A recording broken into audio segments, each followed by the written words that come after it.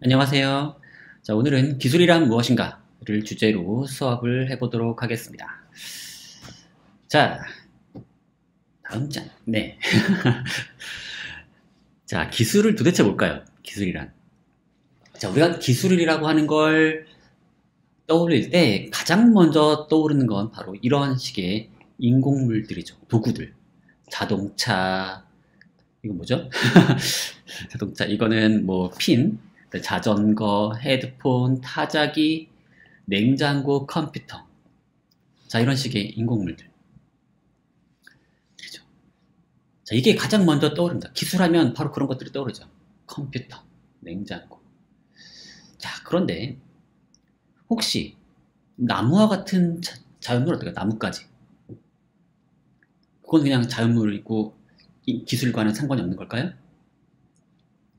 사실 과거에 자연과 기술은 상당히 완전하게 별개인 것으로 취급되곤 했습니다. 하지만 자연물이라고 해서 기술이 아닌 건 아니죠. 자연물도 우리가 도구로 사용할 때는 기술이 되죠. 자, 자연에 그냥 떨어져 있는, 나무 밑에 떨어져 있는 나뭇가지 주워가지고, 그 나뭇가지를 뭐, 선을 그는데, 땅에 선을 그는데 쓴다거나, 아니면 나뭇가지를 뭐 받침대로 사용한다거나, 아니면 나뭇가지를 뭐 불쏘시개, 불을 피우는데 사용한다거나, 그러면 그건 기술이 되는 거 아닙니까? 특별히 우리가 그거를 가다듬지 않더라도 자연물 역시도 우리가 그걸 도구로 사용한다면 기술이 될 수가 있죠. 그러면 도구란 뭐죠? 도구란 특정한 목적에 도움이 되는 그런 물건이죠. 자동차는 우리가 이동을 하는 데 도움이 되는 도구고, 자전거도 그렇고요. 요 피는 뭔가를 이제 묶을 때 도움이 되고, 헤드폰은 소리를 들을 때 도움이 되는 그런 물건이죠. 자, 그런데 이런 특정한 목적에 도움이 되기 위해서 꼭 물질적인 거여야 할까요? 실은 뭔가 목적에 도움이 되는 것들을 사실 우리가 그런 기술이라고 부를 때 꼭 물질적인 도구만 포함하진 않습니다. 좀 더 기술의 범위를 좀 넓히면 우린 이런 말도 하죠. 농업기술, 제조기술, 인쇄기술, 뭔가를 만드는 그런 행위로서 이제 기술을 이제 얘기하기도 하죠. 농업기술, 쌀을 만드는 기술이죠. 제조기술, 뭐 다양한 여러 가지 뭐 핸드폰을 만드는 기술, 뭐 아니면 뭐 필통을 만드는 기술, 펜을 만드는 기술, 인쇄기술, 다량의 책을 찍어내는 기술이죠. 자, 이런 여러 가지 행위들, 을 우리가 기술이라고도 부릅니다. 그러니까 특별히 그 특별한 어떤 물건을 가리키지 않더라도 광범위한 여러 가지 인간의 행위들을 모아서, 특히 이제 농업기술하면 농업을 하는데 사실 여러 가지 도구들이 사용되죠. 물질적인 도구들이 사용되지만 꼭 집어서 어떤 도구를 얘기하지 않더라도, 도구를 정말 사용하지 않더라도 우리는 농업기술을 얘기할 수 있죠. 씨를 뿌리고, 농업기술이란 뭐예요? 씨를 뿌리고 이제 여러 가지 잡초를 뽑고 물을 주고 나중에 이제 수확을 하고, 그런 걸 모아서 농업기술이라고 부를 수 있죠. 물론 그런 걸 하는 데 있어서 여러 가지 도구들이 도움을 줄 수 있지만, 농업기술이라고 하는 말을 할 때 그런 특정한 물질적인 도구를 지칭하는 건 아니죠. 제조기술도 마찬가지. 제조기술에는 공장, 컨베이어 벨트, 다양한 기계, 이런 것들이 포함될 수 있겠지만, 제조기술이라고 부를 때 그걸 딱 지칭하는 건 아니죠. 제조기술이란 그런 일련의 과정, 행위를 모으는 거죠. 인쇄기술도 마찬가지죠. 인쇄기, 활판, 이런 것들이 다 거기에 들어가 있겠지만, 인쇄기술이라고 부를 때는 그걸 모두 모은, 그것을 이제 잘 배치해서 순서에 따라서 이제 일을 하는 일종의 알고리즘, 그렇죠. 프로그램, 그런 걸 의미할 수가 있는 거죠. 자, 그런데 이런 행위로서 뭔가를 만드는 행위를 얘기할 때, 그렇다면 자연에서 그냥 벼가 자라도 그게 기술일까요? 인간이 개입하지 않고 자연에서 그냥 벼가 자란다고 해보죠.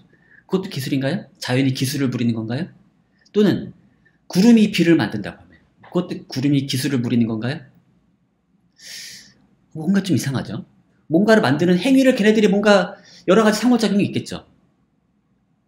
하지만 그걸 가지고 우리는 보통은 기술이라고 부르지는 않습니다. 왠지 인간적인 뭔가 의식적인 행위가 들어가야 되죠. 그리고 그 의식적인 행위라고 할 때는 뭔가 의도가 담겨 있죠. 무엇을 위한 자연에 뭔가 의도가 있다라고 하는 데에 대해서는 사람들이 쉽게 동의하진 않죠. 자연은 그냥 인과적으로 자연스럽게 흘러가는 거고 거기에 무슨 의도가 있냐? 의도는 인간만이 가지고 있는 거고 따라서 기술은 인간만이 가지는 거라고도 볼 수 있죠. 그래서 뭔가가 기술이 되려면 인간이 뭔가 개입해요. 특히 인간의 의도가 개입돼야 하는 것처럼 보이죠. 물론 애매한 케이스들도 있습니다. 예를 들면 뭐 침팬지가 뭐 개미를 잡기 위해서 뭐 나뭇가지를 이용한다거나 뭐 그런 건 상당히 의도적인 행위처럼 보이죠. 그렇다면 걔네들은 기술을 사용하는 거라고도 볼 수 있습니다. 자, 어쨌든 여기서 중요한 건 꼭 인간이라고 하는 게 아니라 중요한 건 의도, 목적이 필요하다는 거죠. 따라서 우리는 기술을 목적을 이루기 위한 방법 또는 수단으로서 정의할 수도 있는 거죠. 그래서 낚시의 기술이라거나 발표의 기술, 뭐 연애의 기술, 뭐 치료의 기술 이런 것들을 막 우리는 얘기할 수도 있는 거죠. 그렇죠? 낚시를 위한 여러 가지 기술, 발표를 하기 위한 기술, 연애를 위한 여러 가지 기술들이 있을 수 있죠.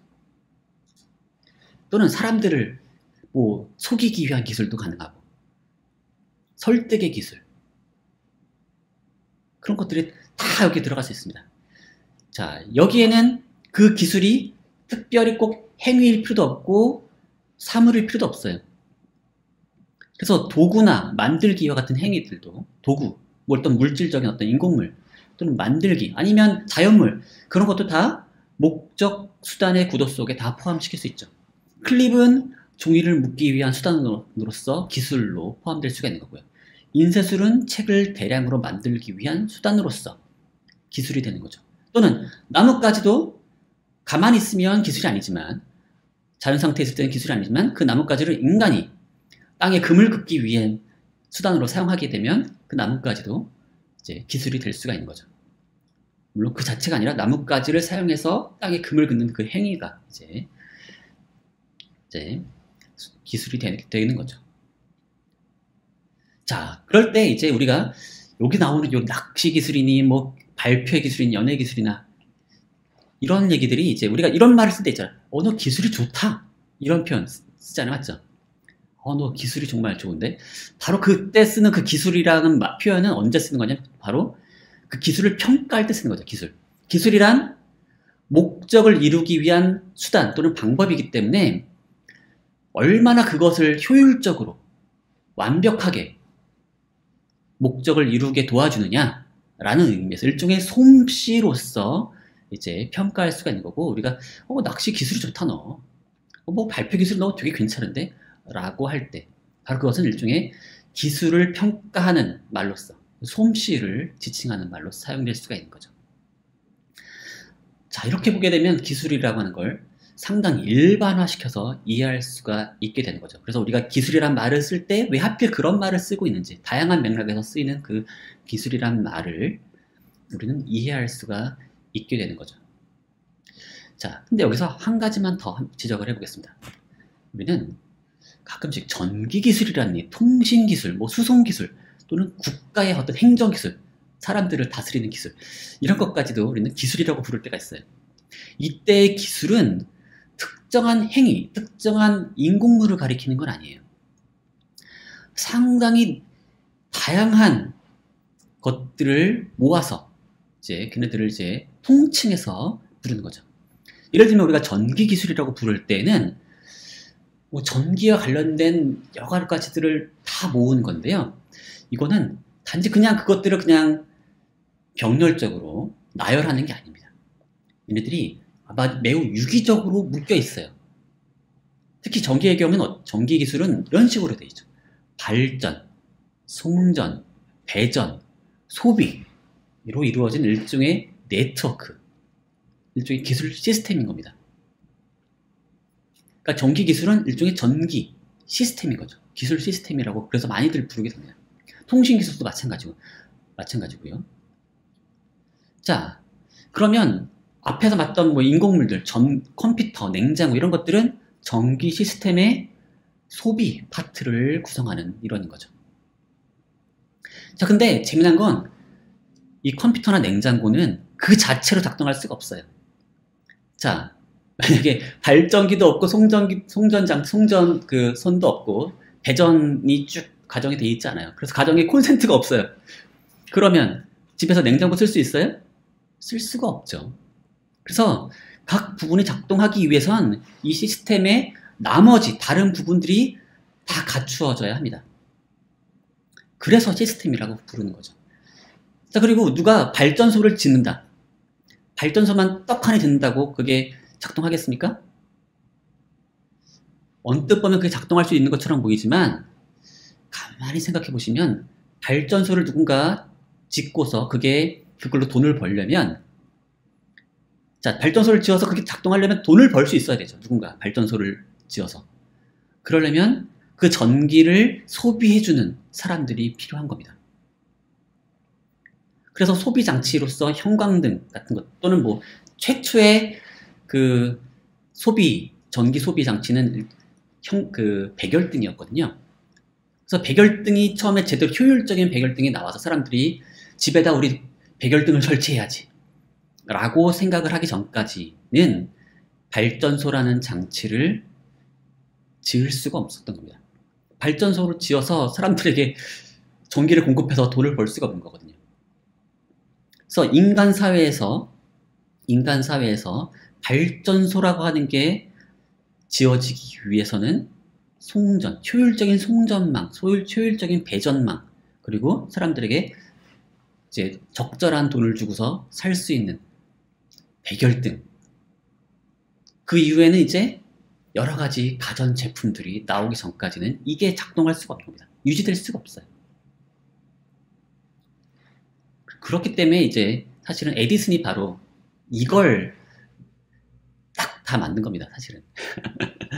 시간이 되면 이걸 다 강의하면 참 재밌는 얘기인데, 에디슨이 왜 그렇게 유명하냐? 백열등을 만들었기 때문에, 백열등을 발명했기 때문에 라고들 얘기하지만 사실은 에디슨은 백열등만 만든 사람이 아니에요.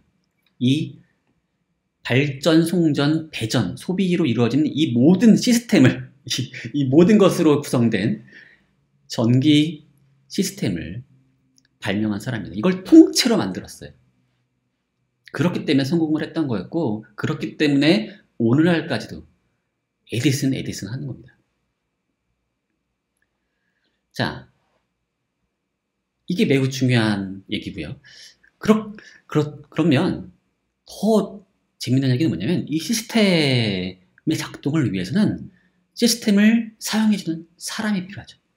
또 시스템을 유지 관리해주는 사람이 필요합니다. 그래서 시스템에는 단지 물건들만 있는 게 아니라 사람도 들어가는 겁니다. 시스템의 구성원으로서 인간 사회가 들어가는 거죠. 그래서 기술을 일종의 시스템으로 보게 될 경우에 마치 기술은 인간의 목적을 위해 만들어진 것으로 보이지만 또다시 그 기술의 구현을 위해서 다시 인간이 거기에 부품으로 들어가야 하는 일이 발생을 하게 되는 겁니다. 자, 이건 이따가 다시 한번 보게 될 텐데요. 그래서 여기서 보시면 시스템으로 보게 되면 사막에 버려진 비행기, 얘는 기술로 간주되기가 상당히 어렵습니다. 비행기라고 하는 것은 비행기를 유지 관리해주는 사람들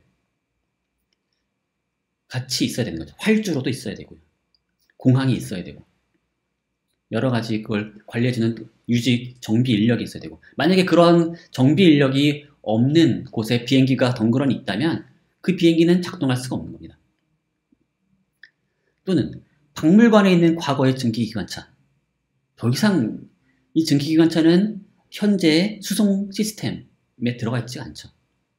더 이상 작동하지 않아요. 따라서 얘는 시스템의 구성원으로서 들어있지 않은 이 개별 인공물로서의 증기기관차는 그냥 박물관의 예술작품처럼만 우리에게 소비될 수 있을 뿐이지 진정한 의미의 기술로서는 사용될 수가 없는 겁니다. 따라서 기술이 제대로 작동하기 위해서 모종의 시스템에 들어가야 한다는 점. 특히나 오늘날 현대 사회에서는 그 점이 매우 중요한 역할을 하게 됩니다. 자, 보세요. 전기 기술이라고 하는 건 매우 거대한 시스템입니다.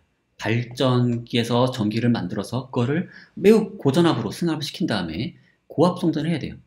그래야만 전기가 유실되지 않고 이제 멀리까지 보낼 수 있습니다. 다시 이제 그래서 감압을 시켜서 여러 가지 용도로 이제 공장에서도 사용하고 전차를 움직이는 데 사용을 하고 또는 집안에서 이제 다양한 종류의 모터도 사용하고 여러 가지 램프도 켜고 공장에서 이제 모터도 돌리고 이런 식으로 사용할 수가 있는 거죠.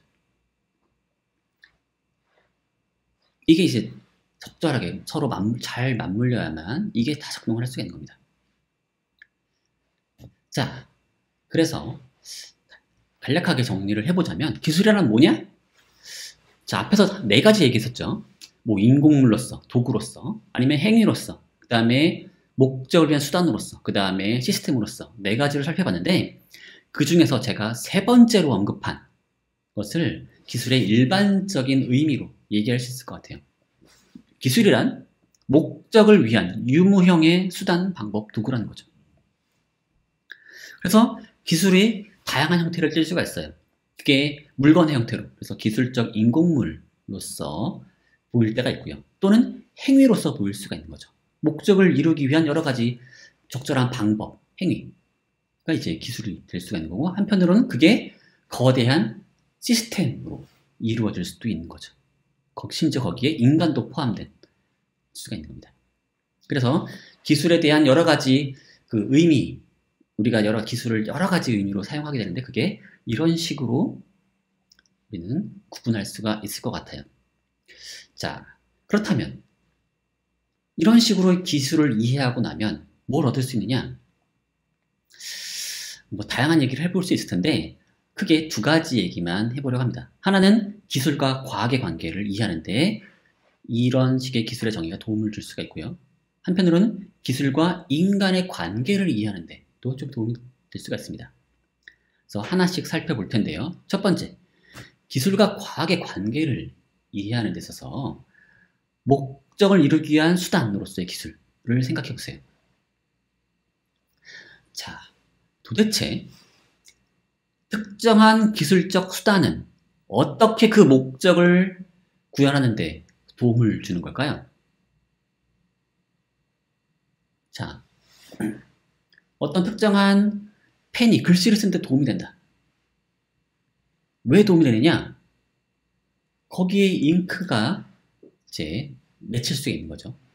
그리고 아주 적절한 양으로 마구 흘러나오지 않고 철철철철 흘러넘치지 않고 아주 적절한 양만큼만 잉크가 나오는 거죠.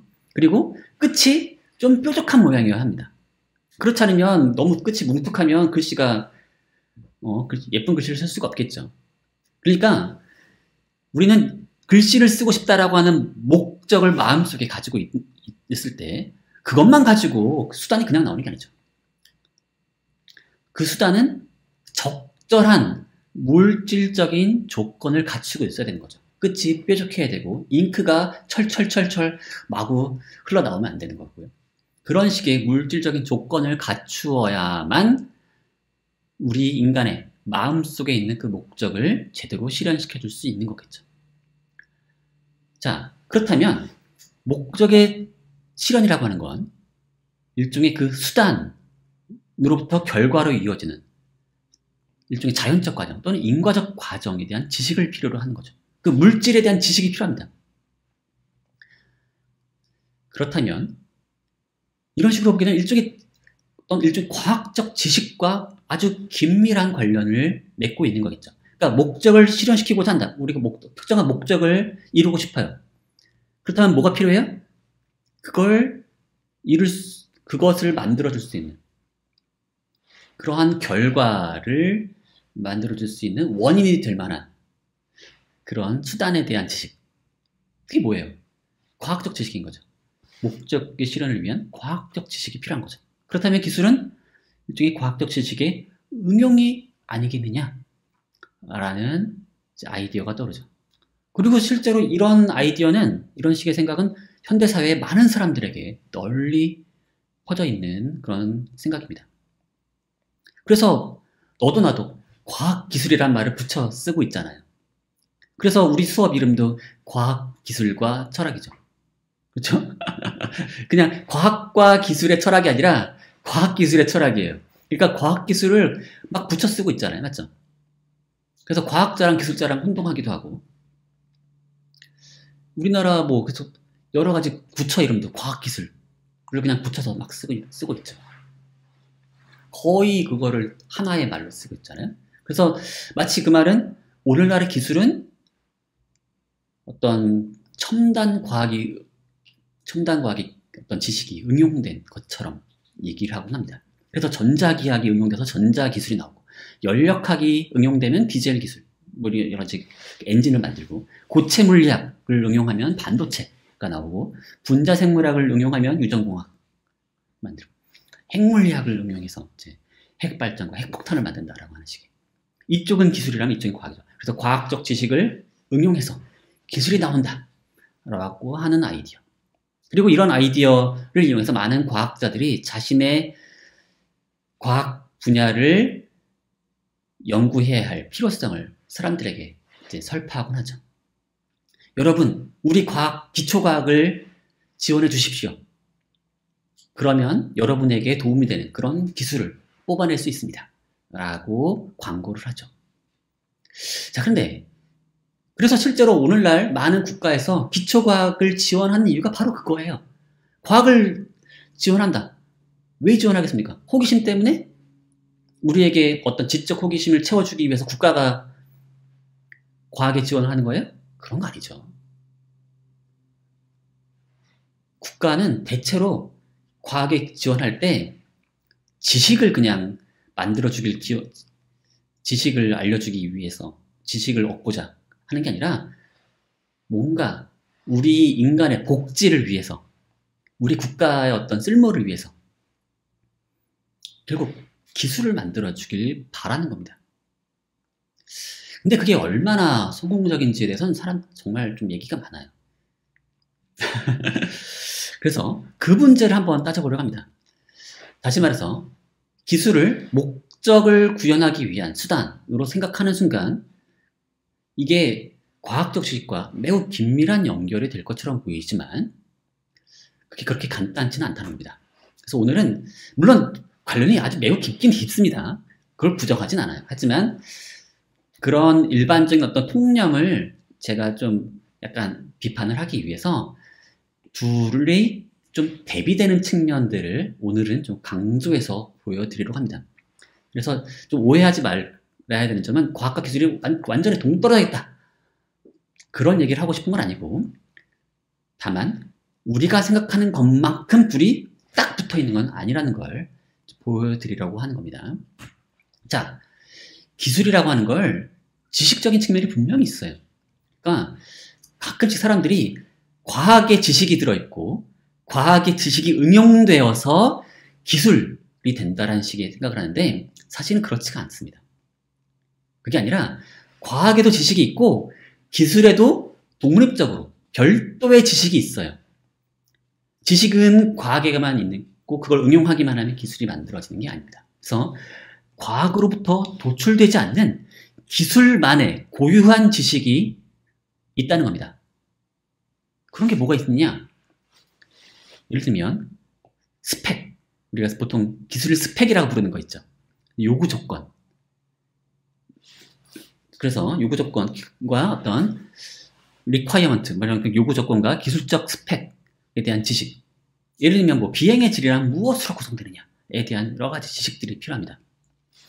비행기가 막 흔들리지 말아야 되거나 이런 것들을 표현하는 여러 가지 방법이 있어요. 과학자들은 모르는 기술자들만의 또는 엔지니어들만의 지식이 있습니다. 또 기술자들이 가진 매우 중요한 지식이 뭐냐? 바로 이게 목적을 구현하기 위한 수단으로서의 지식인 건데요. 그걸 다시 약간 다르게 표현하면 각 요구 조건이 목적이 되는 거죠. 그 요구 조건을 최대로 구현하기 위한 효율적인 방법에 대한 지식이라는 거죠. 그래서 비행기의 안정성을 높이기 위해 날개는 어떤 형태가 되느냐, 비행기가 빠르게 날기 위해서 날개는 어떤 형태가 되느냐 등등의 이제 그런 식의 지식이 필요한 거죠. 그 다음에 각종 실용적 고려에 대한 지식이 필요합니다. 예를 들면 비행기를 조종사가 운전해야 되죠. 근데 조종사가 감당할 수 있는 수준의 정보를 이제 계기판에서 줘야 합니다. 그렇다면 계기판의 어떤 형태가 조종사에게 가장 효과적인가? 조종사의 인지 부담을 가장 줄이면서 조종사에게 가장 효과적으로 정보를 전달할 수 있는 형태의 계기판은 도대체 뭘까? 이건 이제 단 과학자들이 곧장 제공해 줄 수 있는 그런 지식이 아닌 거죠. 물론 여기에는 여러 가지 심리학적 지식, 여러 가지 지식, 과학적 지식들이 들어가긴 하지만 그것만 가지고 짠 하고 결과가 나오는 게 아닙니다. 또 다양한 요구 조건을 절충하는, 그래서 최적화된 디자인을 하는 능력, 이런 것도 필요합니다. 비행기의 양력은 높이면서 항력은 줄이는 적절한 디자인이 뭐냐? 과학자들은 이런 걸 알 수 있어요. 양력을 높이는 그런 기술, 양력을 높이는 방법, 항력을 줄이는 방법, 이런 거. 그건 아는데 그거를 동시에 만족시키기 위한 적절한 디자인, 이에 대한 지식은 또 부족할 수가 있습니다. 자, 공학자는 바로 이러한 종류의 지식을 갖춘 전문가라는 거죠. 이들은 뭐에 관심이 많냐? 성능, 효율, 최적화, 디자인, 이런 거에 몰두합니다. 과학자는 참 거짓. 물론 제가 지난 시간들에 이제 얘기 드린 거에 따르면 과학이 과연 진리를 알 수 있느냐 많이 얘기했지만 과학은 어쨌든 간에 최고의 목표는 진리라고 말하지만 공학자들은 진리 이런 말 별로 안 합니다. 공학자들은 성능, 효율, 최적화 이런 얘기를 많이 하죠. 자, 그렇다 보니까 기술만의 독특한 특징이 있어요. 기술적 지식만의 독특한 특징들이 있는데 대체로 과학에 비해서 좀 암묵적인 성격이 많아요. 그래서 말로 전달되기 어렵다. 이론화되기가 어려운 측면. 예를 들면 자전거를 타는 기술 한번 생각해 보세요. 자전거를 타는 기술. 말로 표현할 수 있어요? 남에게 자전거를 어떻게 탈 수 있는지에 대해서 설명할 수 있습니까? 또는 뻑뻑한 자물쇠를 여는 기술. 자, 이런 거 참 말로 전달하기 매우 어렵죠. 그래서 과거에 엔지니어들은 특별히 과학적인 지식에 통달할 필요가 없었어요. 그래서 어떤 사람들은 어떤 매우 유명한 이 브랜들리라고 하는 그 운하 엔지니어는 매우 유명한 18세기 엔지니어였는데 그 사람은 문맹이었습니다. 그리고 기술적 지식들은 좀 약간 개별적인 사례, 케이스 바이 케이스 이런 지식들이 꽤 많아요. 그래서 일반화하여서 공식화하기 어려운 그런 경우들이 많습니다. 그리고 기술적 지식은 절차적인 경우들이 많고 시각적인 형태로 담기는 경우가 많습니다. 설계도, 조립도 이런 것들이 이제 기술자들이 많이 쓰죠. 엔지니어들이. 이런 것들을 보통 과학자들 잘 안 그립니다. 근데 여기에 담긴 지식은 참 거짓이 아니라 그냥 절차의 요약이에요. 이런 식의 절차를 통해 일종의 레시피죠. 레시피. 또는 뭐 프로그램, 알고리즘이라고 말할 수 있는데요. 그런 절차를 담아놓는 겁니다. 그래서 보시면 자, 매우 시각적인 형태로 지금 담겨있죠. 자, 피스톤이라고 하는 건 뭐냐면 상하 운동을 회전 운동으로 변환시켜주는 장치입니다. 매우 중요한 기술이에요. 자, 그런데 이 피스톤이라고 하는 이런 기술적 인공물은 사실 과학과 거의 상관이 없습니다. 과학적 지식이 전혀 필요가 없어요.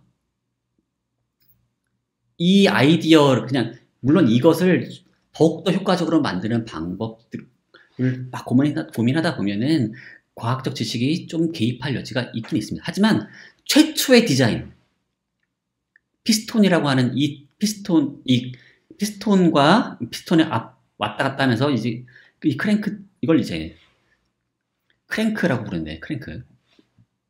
자, 이 표현도 참 어려운데, 피스톤의 상하 운동을 이 크랭크에 이제 회전 운동으로 바꿔주는 이 기술, 수많은 엔진에 다 들어있는 그 기술인데요. 이 기술의 최초의 디자인에는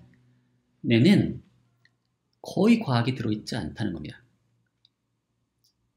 자, 어떻게 이 상하 운동이 회전 운동을 만들어내느냐? 잘 보세요. 이 피스톤이 아래로 움직인다고 생각해보세요. 피스톤이 아래로 움직인다. 그러면 여기 커넥팅 로드라고 하는 게 이제 같이 내려가겠죠. 그러면 요 크랭크 핀이라고 하는 게 있어서 여기는 고정되어 있어요. 크랭크 축 여기가 고정되어 있는데 여기는 고정이 안 돼 있어요. 여기는 헐거워서 이게 막 이렇게 움직일 수 있는 거죠. 그렇게만 만들어 놓으면 여기가 꺾여요. 팔이 마치 관절이 꺾이듯이 꺾입니다. 이게 내려가면 여기가 꺾이면서 크랭크 축이 이렇게 도는 거죠. 얘가 이렇게 도는 거예요. 그래서 상당 완전히 내려가게 되면 이게 180도 돌게 되고, 이게 다시 피스톤이 올라가게 되면 이제 돌게 되는 거죠. 더 진하게 더 그 방향으로 계속 돌게 되는 거죠. 그래서 이걸 상하 운동을 반복하게 되면 여기가 이제 꺾이면서 크랭크가 돈다라고 하는 이거. 사실 이거는 뭐 우리가 여러분들 중고등학교 때 여러분 그 물리학 배우잖아요. 물리학 전혀 안 배우고도 만들 수 있는 장치인 거죠. 자, 그리고 이런 장치. 자, 도대체 상하 운동이 회전 운동을 어떻게 바뀌느냐 말로 한번 전달해 보려고 생각해 보세요. 말로 전달하는 게 엄청나게 어렵습니다.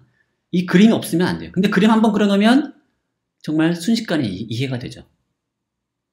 바로 이게 바로 기술적 지식인 거죠. 자, 이번엔 설계도 보세요.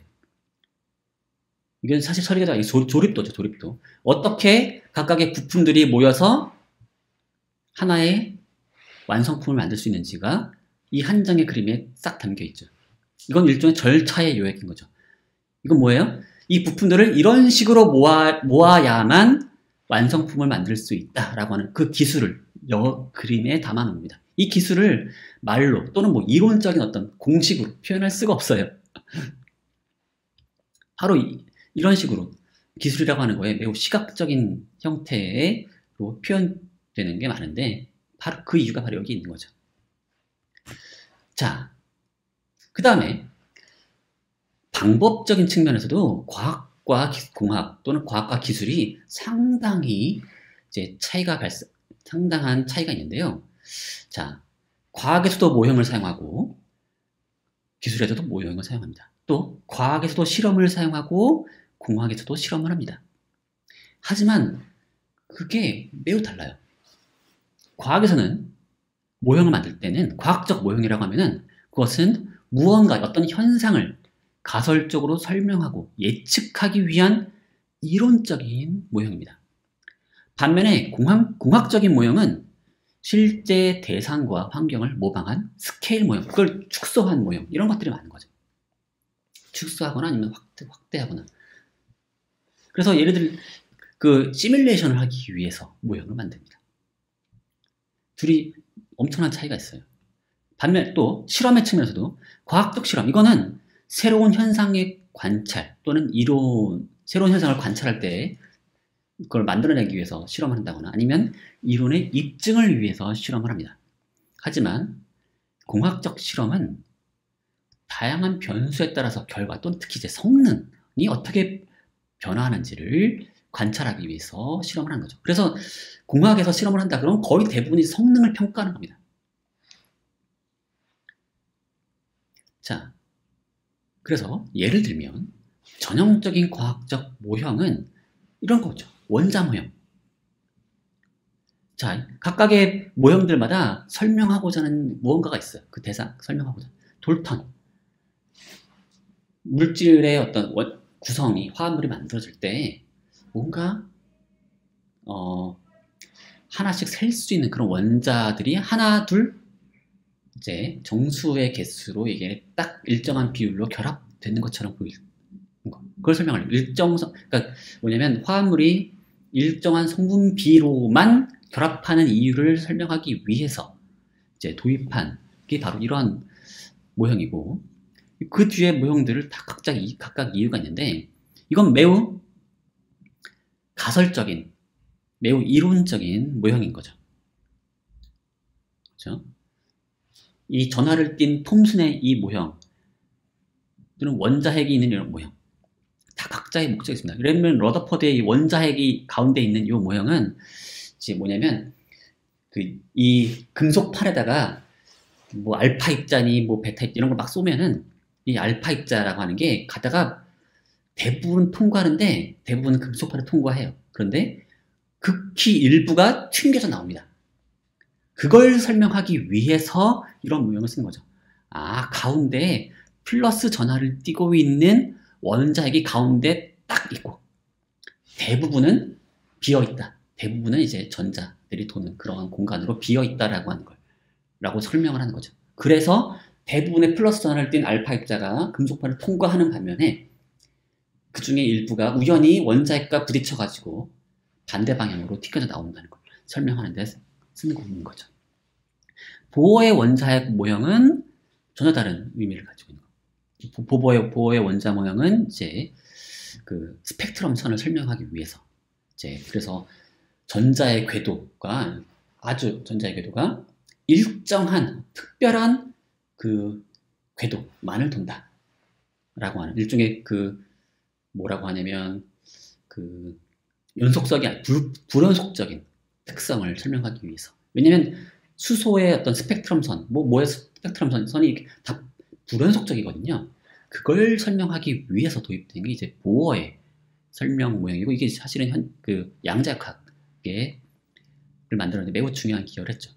뭐 어쨌든 그 상세한 건 중요하지 않고 각각의 모형은 매우 가설적인 눈에 보이지 않는 거를 이제 눈에 보이지 않는 어떤 모형을 이용해서 이런 이론적인 모형을 이용해서 특별한 현상을 설명하기 위해서 이러한 모형을 도입한다는 겁니다.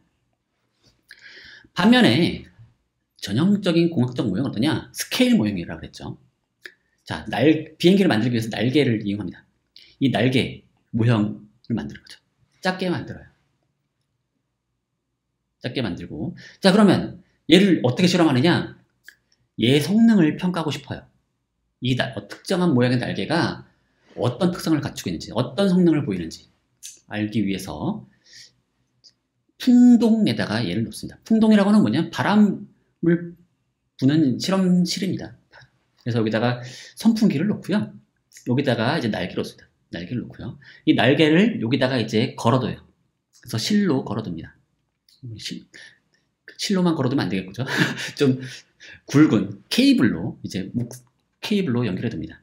그 다음에 바람을 막 불면은 마치 이제 빠른 속도로 이 날개가 공기를 헤쳐서 앞으로 가는 걸 흉내낼 수가 있는 거죠. 그래서 이 풍동 내에서 이 날개가 그러면 바람을 맞으면 빠른 속도의 바람을 얘가 맞으면 이 날개가 양력을 받아서 위로 뜨겠죠. 그래서 밑에다가 그 양력의 크기를 재기 위해서 저울을 달아놓습니다. 그래서 저울이 그럼 좀 마치 얘가 날개가 막 뜨려고 양력을 받으면 저울의 눈금이 줄어들겠죠. 저울의 눈금이 줄어들겠죠. 바로 그걸 재려고 하는 겁니다. 자, 이거는 특정한 이론을 입증하기 위한 실험이 아니에요. 특정한 이론을 입증하기 위한 실험이 아니라 특정한 날개 디자인에 따라서 도대체 어떤 특성을 보이는지를 확인하려고 하죠. 그래서 실험 결과는 이렇게 나옵니다. 실험 결과를 보면은 여기 가운데 요소는 일종의 thin airfoil theory라고 해가지고 그 이론적 예측치입니다. 하지만 얘는 그렇게 중요한 역할을 하지 않아요. 그래서 어떤 실험 결과가 나오든 그 실험 결과에 의해서 이 이론을 뭐 입증하거나 반증하지 않습니다. 그런 역할을 전혀 하지 않아요. 이건 그냥 순수히 이론적인 예측인 거고, 어떻게 현실이 이론과 똑같겠습니까? 현실이 이론과 달라도 아무런 상관이 없어요. 그래서 그러니까 여러 가지 형태, 날개 각도를 이용하는 겁니다. 여기 뭐냐면 angle of attack이라고 해가지고 날개의 각도를, 날개 이거 0도고 이렇게 점점 줄일 수가 있죠. 이렇게 더 좁힐 수가 있는데 그 각도를 이용하는 거죠. 0도부터 시작해가지고 마이너스 5도까지 이렇게 약간 날개가 앞 뒤로 이렇게 올라간 것도 생각할 수 있는데, 이렇게 된 건 날개부터 점점 이렇게 좁힌 날개부터까지, 이런 날개부터 해서 이런 날개까지 테스트를 해보는 겁니다. 그래서 두 가지 종류의 그 풍동에서 실험을 하는 겁니다. 그래서 빨간 풍동에서도 한번 해보고 파란 풍동에서도 실험을 해봤더니, 빨간 풍동에서 한 실험 결과 얘의 그 양력 개수가 리프트 코에피션트를 측정해봤더니, 이거 뭘로 재겠어요? 저울로 재는 거겠죠? 저울로 재봤더니 이런 특성을 보이더라. 그 다음에 이제 이 파란색 풍동에서 실험해봤더니 이런 조건에서 실험해보니까 이렇게 되더라. 거죠. 그럼 도대체 이 실험을 통해서 어떤 이론이 입증된 거고 어떤 이론이 반증된 거죠? 그런 건 없는 겁니다. 그런 건 없고, 그냥 우리는 그걸 통해서 이런 조건에서는 날개 각도에 따라서 양력이 이런 식으로 변화하고, 이 파란색 조건에 해당하는 그런 풍동에서는 날개 각도에 따라서 양력이 이런 식으로 변화하는구나 라는 걸 알게 되는 거죠. 자, 그러고 나면 우리는 이걸 이제 요약해서 다음과 같은 지식을 얻게 되는 거죠. 뭐냐? 디자인 지식을 얻게 되는 거예요. 자, 이런 형태의 날개의 경우에, 이런 형태의 날개의 경우에, 이런 형태의 날개의 경우에, 또는 날개 각도에 따라서, 뭐 등등등에 따라서 어떤 특징들을 가지고 있는지를 막 우리는 알게 되는 겁니다. 자, 맞고 틀리고가 있는 게 아니에요. 만약에 이런 특성을 알게 되면 우리는 이 날개를 이용해서 이제 우리가 원하는 조건에 얘를 투입하면 되는 거죠. 어떤 애는 좀 양력이 잘 나올 수가 있고, 얘 같은 경우는 하이 리프트, 양력이 잘 나올 수 있죠. 얘 같은 경우에는 로우 드래그, 뭐 항력이 적어요. 뭐 등등의 이제 얘 같은 경우에는 이제 양력은 적고 항력은 높냐, 뭐 등등등 이제 그런 지식들을 이용해서 특정한 조건에 따라 가장 적합한 날개를 거기다 투입하면 되는 거죠. 그리고 특정한 목적에 따라서 특정한 날개를, 각도도 이제 집어넣으면 되는 거죠. 그래서 우리 다양한 목적에 따라서 다양한 비행기가 나오는 거 아니겠습니까? 그렇죠? 그래서 여기 끼는 특정한 형태의 날개 각도와 특정한 형태의 포일을 사용하면서 날개를, 그리고 전투기의 경우에는 또 다른 형태의 날개를 사용하고, 또는 뭐 소리가 안 나게 만들기 위해서, 그렇죠? 스텔스기를 만들기 위해서 어떤 형태의 날개를 사용하고, 다 그런 거 아니겠습니까? 맞고 틀리고가 있는 게 아니라 목적에 따라서 무엇이 필요한지를 알면 되는 거죠. 자, 여기서 재미난 건 과학과 차이는 뭐냐면, 과학에서는 가끔씩 이런 걸 통해서 왜 이렇게 되지? 설명하고 싶어 합니다. 왜 얘는 이런 특성을 가지고 있지? 얘는 이런 특성을 가지고 있지? 과학자라면 그걸 더 관심 가질 수 있습니다.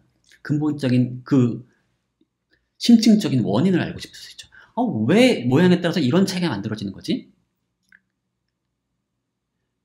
자, 이것을 밝혀내기 위해서는 방금 전에 풍동 실험은 문제를 만들 뿐이지 설명을 해주지 못하죠.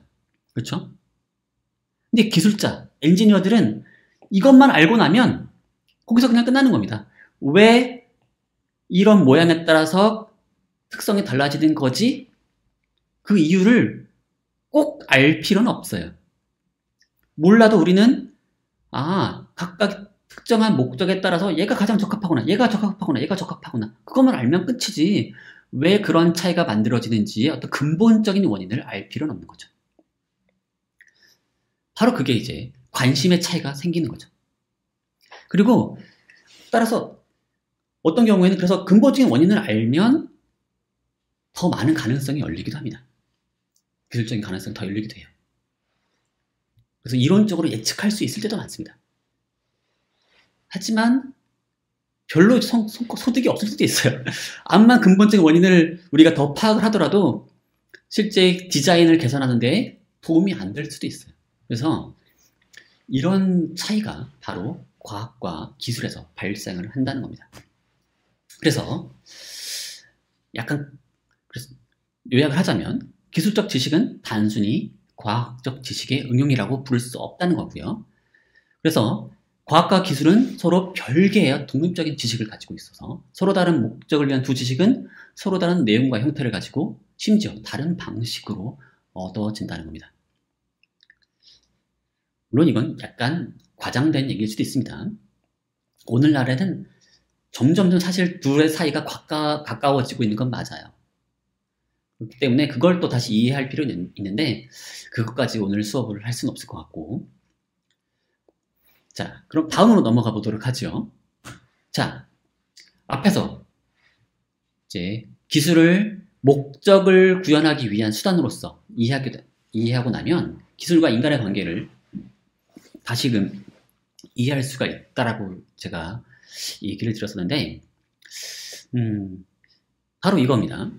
우리는 특정한 목적을 실현하기 위해서 기술을 발명합니다. 기술을 사용해요.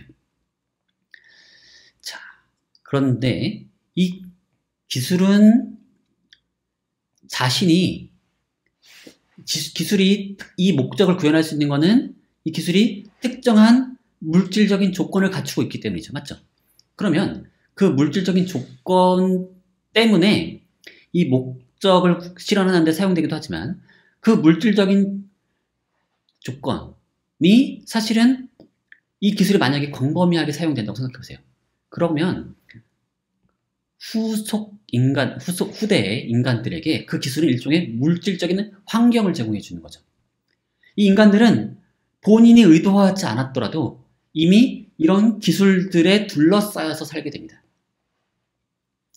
그러면 그 인간들은 이미 갖춰져 있는 그 기술적인 조건들, 기술이 제공하는 물질적 환경 내에서 살게 되는 거죠. 그리고 재미난 건 이 기술이 사실은 이 특정한 목적을 구현하기 위해서 만들어진 건 맞지만 이 기술은 그 목적을 구현하는 것 말고도 스스로가 가지는 물질적인 원인 때문에 다양한 결과들을 만들어냅니다. 그 중에는 사실은 인간이 처음 그 기술을 만들 때에는 의도하지 않았던, 심지어 예상하지도 못했던 그런 결과들이 만들어지곤 하는 거죠. 그래서 사실은 오늘날 그 환경 문제 같은 것들도 이와 아주 깊은 관련이 있는 거죠. 처음 기술을 만들 때 환경을 파괴하려고 기술을 만들었겠습니까?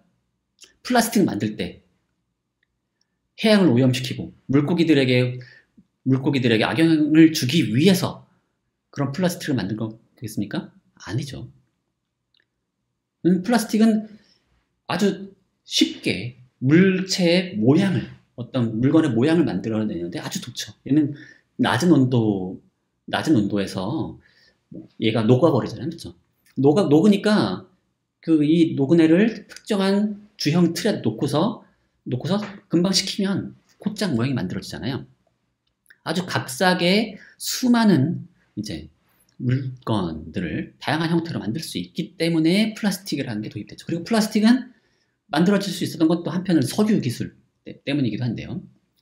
석유를 이제 사실은 뽑아내면서 연료로 사용하기 위해서 만들었던 석유로부터 또 이렇게 의도치 않은 결과로 석유의 다양한 성분을 이용해서 이제 플라스틱을 만들 수도 있게 된 거기도 한데요.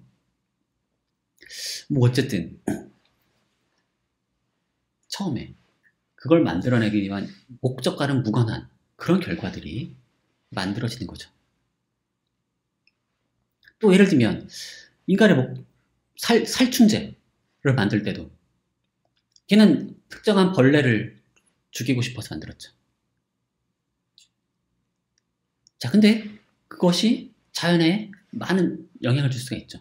그래서 누가 쓴 글, 침묵의 봄이라고 하는 책을 보면요. 아주 유명한 책이죠. 침묵의 봄이라고 하는 책을 보면은 이 살충제가 보통 그 당시에 가장 대표적으로 사용됐던 게 DDT라고 하는 살충제가 있었는데 DDT가 곤충에게 들어가고 이 곤충을 그 상위 포식자가 먹고 그 상위 포식자를 또 그 상위 포식자가 먹고 그러면 이 상위 포식자, 예를 들면 새 같은 애들이 엄청나게 많은 애들, 이 살충제에 오염된 먹이를 먹고 나면 이 살충제가 이 새에게 쌓이게 되죠. 그게 이제 새를 죽이는 결과들을 낳게 되는 거죠.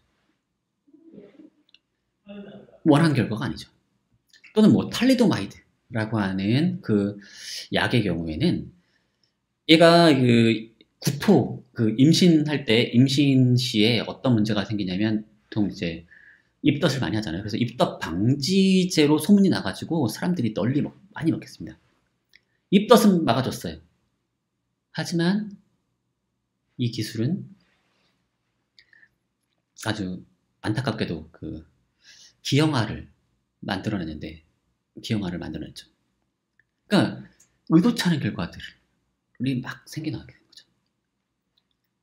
그리고 현재 우리는 우리가 여러분들 태어날 때부터 잘 생각해 보시면 여러분들은 이미 전기 제품들로 다 둘러싸여 있죠. 여러분은 이미 거기에 적응해 있습니다. 거기 너무 당연한 그 환경을 여러분에게 제공하고 있죠. 그러니까 여러분들은 자연에 살지 않고 사회 속에 살잖아요. 이 사회, 인간 사회는 매우 도시화되어 있고 이 도시는 엄청나게 많은 그 전력 장치들, 전기 기술들로 둘러싸여 있죠. 구성되어 있죠. 그러니까 여러분들은 거기서 살고 있는 거죠. 이 기술들이 여러분에게 환경을 제공해요. 자, 여러분이 거기서 벗어나긴 매우 어려워요. 맞죠? 그래서 여러분들이 무언가 목적을 통해서 새로 여러분이 가진 또 목적을 구현하기 위해서 기술을 만드는 게 아니라 기술 그 자체가 여러분의 환경을 제공해 줄 수 있는 겁니다. 자, 그런 얘기 하나와 두 번째로 인간의 목적에 의해서 기술을 만들었어요. 예를 들면 편리한 집안의 형광등, 집안의 어떤 집안의 전기불, 집안의 어떤 안전한 불빛을 만들기 위해서 저녁에도 이제 환하게 살기 위해서 조명을 달고 싶었습니다. 자, 그리고 안전한 조명을 만들려고 하는 그런 목적에 의해서 기술 시스템이 만들어지죠. 특히 이제 전력 시스템이 만들어지죠. 발전소, 송전, 배전, 그 다음에 백열등으로 이루어져 있는 그 전력 시스템이 완성이 되고, 자, 일단 완성이 되고 나면 이 시스템이 일종의 약간 자율성을 가진 것처럼 보이기도 합니다. 시스템 자체가 나름의 어떤 모멘텀을 가지고서 흘러가는 경향이 있어요.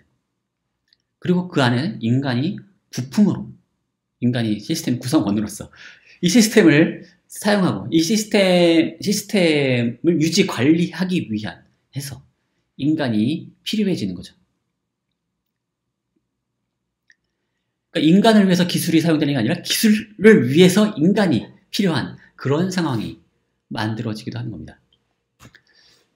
자, 예를 들면 교류 모터, 그러니까 이 자체가 어떤 이 자율성이 있냐면 바로 교류 모터가 생산돼서 산업체에서 어떻게 되느냐, 원래는 과거에 증기기관을 사용했었다가 이 증기기관을 버리고 모터를 사용하게 됩니다. 전기 모터를. 그러고 나니까 공장의 입지가 바뀌어요. 공장의 설계가 바뀌어요. 증기기관에 적합한 입지가 있는데 중간 옆에 강이 있어야 되고, 그런데 더 이상 이제 그럴 필요가 없는 거죠. 아무데나 공장을 세울 수가 있게 됩니다. 그러면 여기 도시 한복판에다가도 이제 공장을 세울 수가 있게 되고 등등등의 수많은 변화가 마치 꼬리에 꼬리를 물듯 나타나게 되는 거죠. 여기는 물론 인간이 개입하긴 하지만 여기서 매우 중요한 중요한 원인이 되는 건 뭐예요? 바로 전력 시스템이 완비되고 거기서 이제 교류 모터가 생산돼서 산업체에서도 쓸만한 그런 강력한 모터가 만들어지고 나니까 마치 거의 자동적으로 거의 그 정해진 수순이 있는 것처럼 공장이 이제 전기기관을 버리고 모터를 사용하게 되고, 그러고 나니까 자연스럽게 당연하게 공장들이 위치가 바뀌고 공장의 설계가 바뀐다는 거죠. 자, 이러고 점점 이런 식으로 하나의 시스템들이 이제 만들어지면 점점점 이게 서로서로 의존성이 증가하는 경향이 보입니다. 이게 시스템이라 보니까 의존성이라고 하는 게 매우 중요해요. 사람들 사이에 상호 의존성도 증가하고, 이게 점점 현대사회로 갈수록 각각의 기술들은 아주 작은 하나의 도구가 아니라 엄청나게 거대한 시스템을 이루게 됩니다. 전신 시스템, 철도 시스템, 석유 시스템, 전화 시스템, 전기 시스템, 통신, 운송, 동력, 전기 동력, 이런 것들이 매우 거대한 네트워크를 형성하게 되고 서로가 서로를 의존합니다. 철도가 만들어지려면 철도가 만들어지고, 철도가 한번 만들어지고 나면 그 전력선, 그 전신 같은 것도 바로 그 옆에 만들어지게 되고 서로 필요하거든요. 뭐 이런 식으로 서로가 서로를 의존하게 되죠. 그래서 사람들 사이의 상호 의존성이 증가하고, 이미 만들어지는 이 전력, 이런 거대한 시스템이 결국 사람들에게 환경을 제공하니까 사람들은 이러한 기술에 대한 의존성이 증가하죠. 더 이상 이걸로부터 벗어나서 살기가 어려워요. 그 다음에 기술 시스템들 사이의 상호 의존성도 증가합니다. 그래서 의존성이 증가한다는 건 뭘 의미하냐면, 하나의 변화는 그냥 그것의 변화만으로 끝나는 게 아니라 다른 것의 변화까지도 동반하죠. 그 다음에 하나의 문제가 생기면 다른 것도 다 같이 문제가 생기는 거죠. 만약에 정전이 발생한다고 생각해 보세요. 그건 단순한 문제가 아니죠. 자, 그래서 서로 물고 물리는 이 엄청난 관계 때문에 내가 원한다고 해서 하나를 버리기가 어려워요. 서로 의존적이기 때문에 나 이제 더 이상 전기를 많이 쓰고 싶지 않아. 뭐 이런 식으로 버리기 쉽지 않는 거죠. 우리가 전기를 포기하는 순간 사실 포기해야 될 게 엄청나게 많아져요. 쉽게 포기하기 어려운 거죠. 자, 그래서 기술 시스템은 다음과 같이 이제 서로 통합되고, 이거는 물리적인 시스템이 서로 통합되는 것뿐만 아니라 조직적인 통합까지도 동반하고, 이러면서 통합을 통해서 기술 시스템이 서로의 이익을 극대화하는 방향으로 나아가게 되고, 그러는 과정에서 인간은 마치 그것을 위해 사용되는 부품처럼 소모될 수가 있다는 거죠. 그래서 하이데거와 같은, 또는 뭐 자크 엘릴 이런 사람들은 이에 대해서 상당히 우려를 했습니다. 인간이 어떤 모종의 요청을 받고 있다는 거죠. 인간이 목적을 가지고서 기술에 요청을 하는 게 아니라, 기술을 사용하는 게 아니라 인간이 모종의 요청을 받고 주문을 받는 것처럼 보이는 거죠. 그래서 인간 자신도 오히려 자연보다도 더 근원적으로 부품에 속하는 것 아니냐. 인력 자원이니 임상실험용 환자 자원이니 하는 떠도는 이야기는 바로 이 점을 입증하고 있다. 숲에서 벤 나무들을 측량하고 있는 산증이는 겉보기에는 그의 할아버지와 동일한 방식으로 똑같은 숲길을 다니겠지만, 오늘의 그는 알건 모르건 목재 가공 산업에 의해 주문받고 그 일을 하고 있는 것이다. 그는 섬유소를 만들어내도록 주문받고 있으며, 섬유소는 종이의 수요에 의해 관여되고, 종이는 신문이나 일거리를 위해 공급된다. 서로가 얽히고 설켜 있죠. 그냥 나 혼자 자급자족해서 내가 이게 필요하니까 이걸 쓰지, 이런 상황이 아닌 거죠. 내가 하는 모종의 일은 누군가를 위한 거죠. 사실 이 누군가는 불명확해요. 그래서 뭔가 거대한 시스템처럼 보이고, 그게 자율적으로 굴러가는 뭔가 시스템이고, 그걸 위해서 내가 모종의 일을 해주는 거죠. 그래야만 나는 먹고 살 수가 있어요. 또 바로 그런 모습이 현대사회의 매우 중요한 특징처럼 보인다는 겁니다. 그래서 이 정도만 하고 이제 마치려고 하는데요. 결론을 내리자면 이런 겁니다. 기술은 일반화시켜서 얘기하자면 목적을 실현하기 위한 유무형의 수단, 방법, 도구인 거죠. 근데 여기서 기술의 물질적인 성격에 주목하면 이게 과학과 만나게 되는데요. 제가 근데 오늘 수업에서 강조했던 건 뭐냐면, 그렇다 하더라도 기술을 단순히 응용과학이라고 부를 수는 없다는 겁니다. 왜냐면 여전히 목적을 실현하기 위한 수단으로서만 중요하기 때문에 심층적인 원리 이런 건 중요하지 않을 수도 있는 거죠. 그게 잠재적으로는 중요한 역할을 할 수 있다 하더라도 그 자체가 목적이 되진 않는 거죠. 자, 그 다음에 두 번째는 기술의 시스템적인 성격에 주목할 경우에 기술이 매우 스스로 자율적으로 굴러가는 것처럼 보이는 이유를 이해할 수 있게 해주는 거죠. 그래서 기술은 인간에 의해서 만들어졌어요. 하지만 기술 그 자체가 마치 인간 사회를 변화시키는 자율적인 원인인 것처럼 작동하기도 하는 거죠. 자, 오늘은 여기까지 하도록 하겠습니다.